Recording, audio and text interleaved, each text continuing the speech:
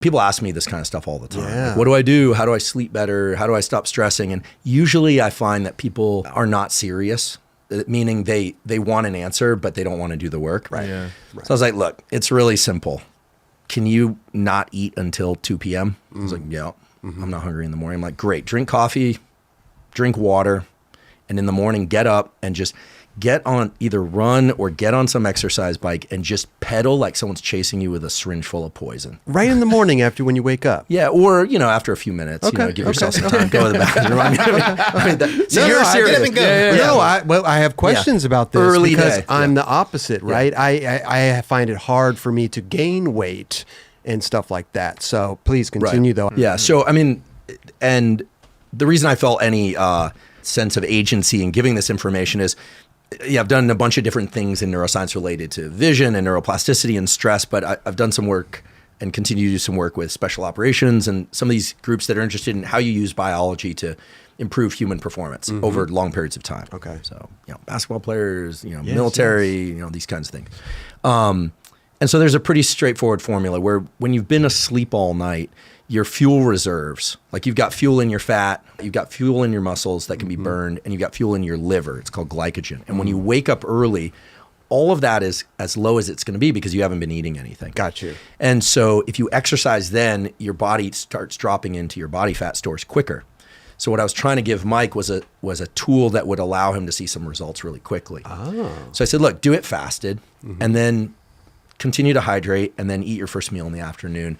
And I said, and also, do you like drinking? And he was like, well, I don't know. I drink mostly because it kind of sets me straight up here. And I was like, well, we can talk about the stuff to kind of set your head level. I mean, he wasn't spun out. He just obviously was medicating with alcohol. Sure. And not in a severe way because he's fully functional. He's an amazing photographer, raised 2 kids. And so I want to be clear about what we're talking about here. Yeah.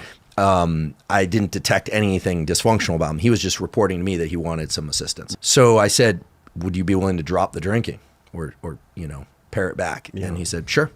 So, okay. So explain that.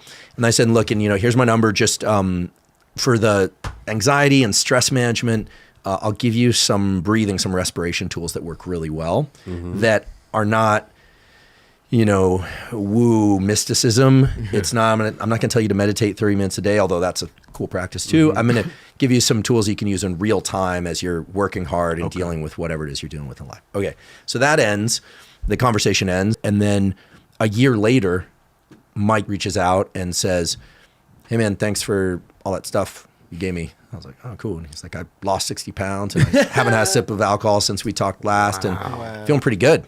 Damn. And I was like, so how did you do it? He's like, well, I get on the bike and I pedal as hard as I can and like someone chasing me with a syringe full of poison. Sure. And, I was like, he remembered. And I was so impressed. Like very few people can just take the menu and just do it. Go. Right? Right. But some people also, I feel like, reach that point in their life where they're like, it's time. This is whether it's smoking or drinking, like you can't quit smoking unless you're mentally prepared to, right? It's like there's that switch. Look, I always say the beauty of being young is that neuroplasticity, your nervous system's ability to change in response to experience, to learn things, is at its absolute peak. However, you don't have that much control over your life when you're young, right? Especially when you're really young. As you get older, it gets harder to change your nervous system, but you can do it. But the advantage you have is that you can direct exactly what changes you want to happen. And so there are 2 different ways to change your nervous system depending on whether or not you're younger or you're older. And it's not like the gate drops right at 25. Okay. It just tapers off. But Mike made the decision, and I always say, you if somebody is an adult, you can't change their mind. Right. You literally can't. They have to make the decision to do that. And he flipped the switch.